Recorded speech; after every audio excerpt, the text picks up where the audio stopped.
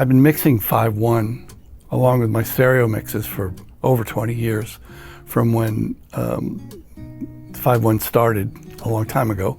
And so last year, I was asked to mix the fourth album by a group called The Band, who were big in the 60s, for their 50th year anniversary. I had mixed their previous three in 5.1 and stereo. And so they said, oh, for this one, could you do an Atmos mix?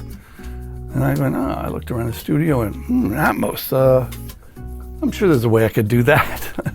And so I hung up the phone and immediately started trying to figure out how I was going to do it. Luckily, we had just, because the studio's right under the living room, we had just changed the floors in the living room. And so I was thinking a bit ahead a couple of years ago, and we ran conduits for speaker wires for the overhead speakers, and or what they call the height speakers. And so that I was already partway there. I just had to get speakers. I had to get more. I went from a 5.1 to a 7.1 system, and just two more of the Dyne Audios that I already had, actually. So that wasn't too bad. But then I had to figure out a monitor controller. And so I was recommended to use this thing called a Grace something 908 something or other, which is very expensive. And I got it, and we wired everything up with Dante, which is incredibly complicated. Luckily, my assistant Brandon Duncan was with me, and he figured out how to do it, because I would have been it would have been over my head. Anyway, so we got that working, and then I was informed by my wife that she was like, well, why aren't you using this Symphony Mark II, which I already was using for my print rig? Why aren't you using that for your system? Well, it turns out that I can't do Dante and Thunderbolt at the same time, but I could just switch the whole thing to Thunderbolt and not use the Dante at all. And so that eliminated the Grace, which I sent back. The wonderful people at Sweetwater, who are fantastic, I love these guys, they actually took it back and gave me a pretty good credit on it, which was nice. And I wired up which turned out to be really simple, to wire up the Symphony. And then we started working on, we said, okay, there's a few things. Can do the 5.1, it can do the Atmos monitoring. It can control 12 speakers pretty easily.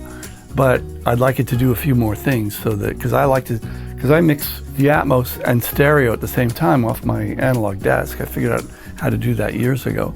And I want to be able to switch easily between the two. And so we've upgraded the software now, so I can do that. I can select 3 sets of speakers. It's all controlled from this little Apogee remote control. This is called the Symphony remote control. There's a bunch of buttons on there. I have a bunch of workflows. So the buttons on the bottom are, this is my stereo workflow, which actually is a return from these switches here. So I can plug any number of different sources into that, like the rough mix, the Dolby binaural, the straight off the stereo mix from the Pro Tools, and then that feeds into here, and then 3 different speakers, and then the fourth is a dim button, and then B is Atmos, and that immediately just goes to the first speaker set. It will only go to that because I only have 1 set of Atmos speakers.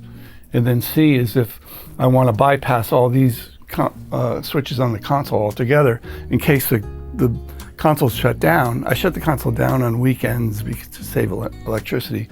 So that way I can play anything I want without firing up the desk.